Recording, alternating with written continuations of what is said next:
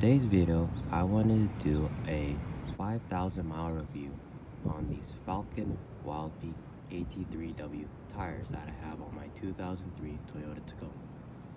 So I want to go over the good things about these tires, the bad things about these tires, and why I'm actually replacing these tires after only 5,000 miles. Let's start off by showing you what size tires I actually got.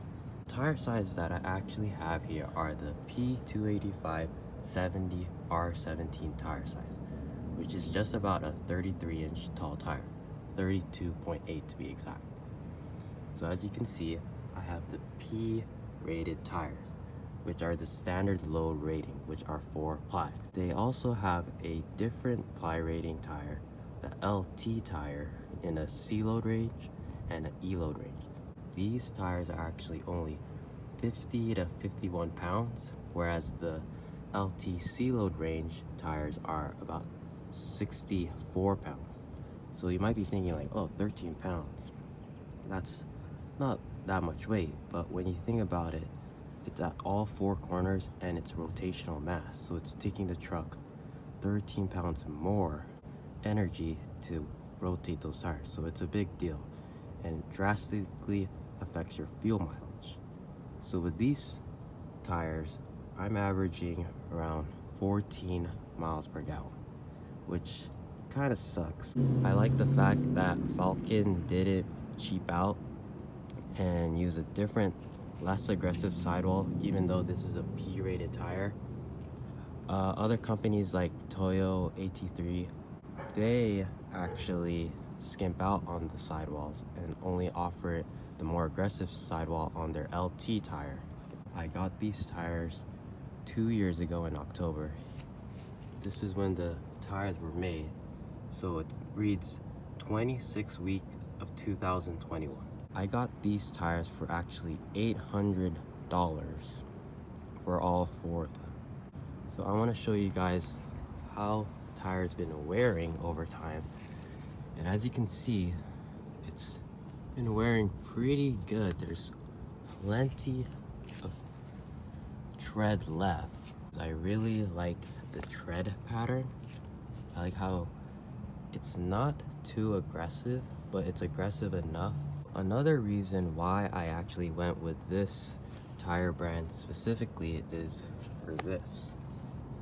It's a 3-peak mountain snowflake. It's upside down right now, but so that just tells me that the tire is rated for snow. And another thing I really like about these tires is the on-road performance. I like that they're not too loud.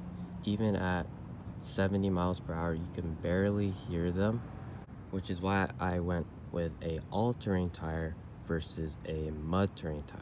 The wheels that I have are 17 by 9 and negative 12 offset. So with this tire size P285 70 R17, it gives the truck a really good stance. I don't know if you can see that. It's sticking out like about maybe like 1.5 to 2 inches, which is really the stance I was going for. But one thing to note about that is it does kick up a lot of the road debris and water onto the paint. Here's a shot of what the tires look like from the back of the truck. If you're off-roading these tires, I highly suggest you go for the C-rated tires instead of these P285 standard load rating, just because they're going to be more able to handle those sharp rocks in off-roading scenarios. But if you're someone like me that just drives on-road, these P285s are going to be more than enough. Well, that's what I thought. Because let's move on to the back side of the tire where I ran into a little bit of a pickle. Here's the tread pattern right there. See it? But what I wanted to show you was, see right there? Yep, that's a nail. This nail has been there for at least like 3 or 4 months, and we've never actually taken care of it, and it's actually never leaked air, so I guess that is one positive. So definitely spring for the C load, especially if you're going off-road, because I mean it can't even handle a little nail. So, but I will give it the benefit of the doubt. It is holding air, and you know, this can happen to any tire. And if you guys are curious how I'm able to fit the 285 tires on the back, I actually have a Icon 3-leaf add-a-leaf right there, and then I also have the Bilstein 5100 shocks right there. You can see right there. Just wanted to give you guys a perspective on how these 285/70 R17 tires look like on the truck from a distance, and it sure does look really good. But that brings me up to the problem I have with these tires and why I'm actually replacing them after only 5,000 miles. It's because of this reason right here. You see right here, this dark spot? It's hard to show you, but right here, it's actually rubbing, the tire is actually rubbing the fender.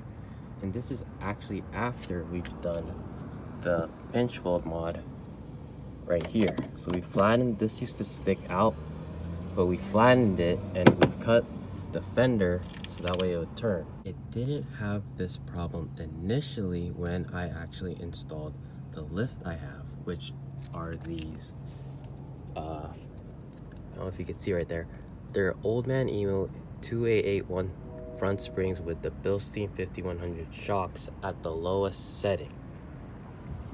So when I first installed that lift, I wasn't having this problem. Now that the suspension has settled, it's gone down a little bit, and now we're running into this issue, which isn't really too big of a deal because it is just plastic, and it only happens when you're going up and down like a driveway that's steep or a dip or whatnot. So that was something I could live with. But what really pushed me over the edge to replace these tires after just 5,000 miles is this. See that? It's actually rubbing the frame now. And that's on either side of the truck.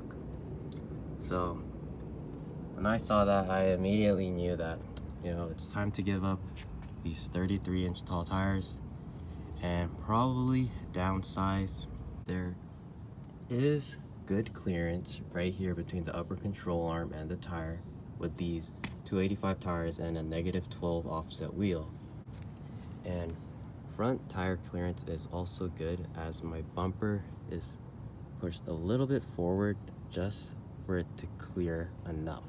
Right now I'm thinking if I should get a 265/70 R17 tire, which is just gonna be shy of a 32-inch tall tire, but I'm not too sure yet.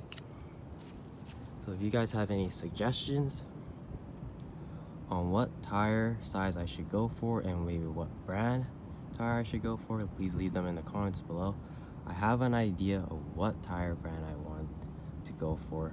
It's a tire brand that actually came on these trucks originally from the factory.